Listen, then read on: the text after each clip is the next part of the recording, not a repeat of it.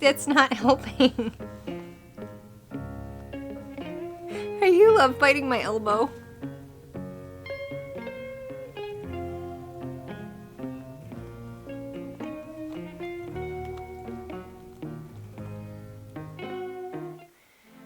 Samhain, at the start of November, marks the descent into winter. 3 months later, Imbolc marks the ascent back out of the dark and the bitter cold. Hey wild things, it's Cypris. Today we look ahead to spring. Yes, please! Imbolc arrives at the start of February in what still feels like deep winter. It's the very first of the spring holidays, a promise of things to come. Coming from a waspy Christian background, I never knew about this holiday, but I despise being cold, and any excuse to focus on the warming ahead and celebrate getting the sun past its nadir is golden in my book. So, how do you celebrate Imbolc? I'd love to hear some ideas. Hi! Historically speaking, we don't know much about this holiday before the early modern period. Linguists can't agree on the etymology of the term Imbolc, and it's not even certain that Saint Brigid, or the Celtic goddess Brigid, was even originally associated with the holiday's observance.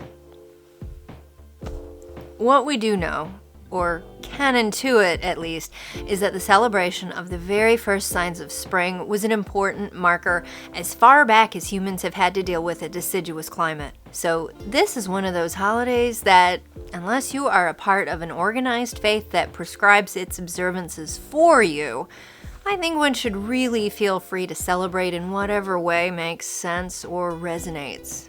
Personally, I'm enthused about celebrating this holiday because, again, I really, really hate winter. So, yay spring! Bring it on. Okay, my first observation. I think it's essential to light a candle on Imbolc Eve. I mean, because candles. Duh.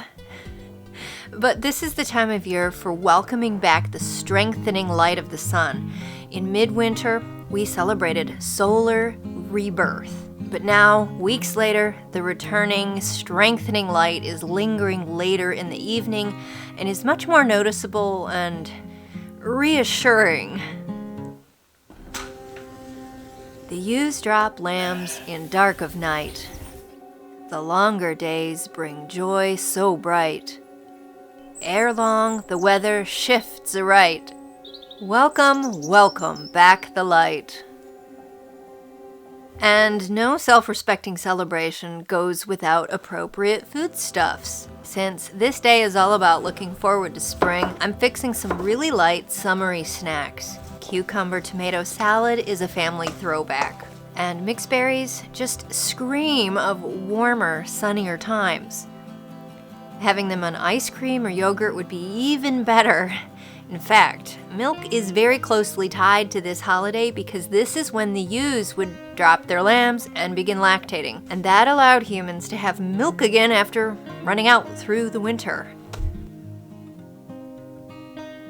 Now, I'm preparing summery season foods from what I already have in the house, but any produce that pops up super early would be really appropriate. I'm thinking of those early scallions and spring greens, any salad stuff really. And it wouldn't be a spiritual observance without an offering. I'm leaving out some pieces of cut up berries and apples for the birds. And I'm also pouring out some milk on the ground. Not too much, because I don't want to be wasteful, but I like the idea of celebrating that very first indicator that new life is coming back and pouring out the milk that is now flowing with renewed plenty is very traditional, at least among European history's livestock farmers. Lady Nature, waking up, receive my offering from this cup. Birds of every wing and hue, enjoy my gift with much ado.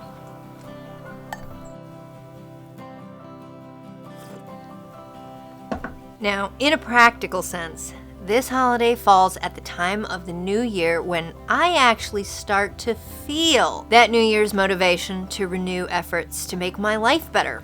On January 1, yay, that's fun to watch the year roll over, but despite the sun being freshly reborn, there's nothing actually changing yet. It's still cold and dark, and we still have all of the worst of winter ahead of us yet. But something happens between January and February that just lightens that sense of seasonal oppression. The days finally start getting noticeably longer, and although it's not a lick warmer yet, I don't know, there's something in the flow of everything that makes me just feel more alive, more energetic. This is when that desire for new resolutions comes in for me, and I start feeling like I have plans to hatch. I feel the motivation coming back to exist, to get up and to move. I actually want to start working out again. I want to clean the house. I want to organize and tackle all my creative projects. And my brain and body just perk up. Not like hugely, like when it actually warms up, but noticeably more than through midwinter. So make those Imbolc resolutions. Why not? It's not like you've kept up steady with anything from New Year's, right? That's what I'm saying. All right, a big, joyful Imbolc, everyone, and please do share in the comments your take on this holiday. I'm genuinely looking for traditions I can start for myself. I'll see you in the next one, and until then, keep it wild.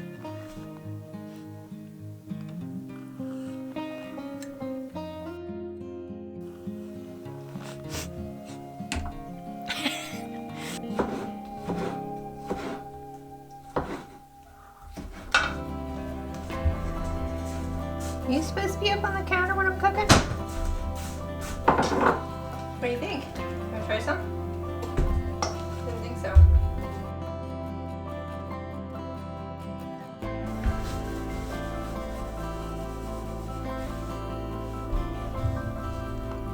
Hi! I love you too, little biter. 4 minutes in and we haven't even started. That's fantastic.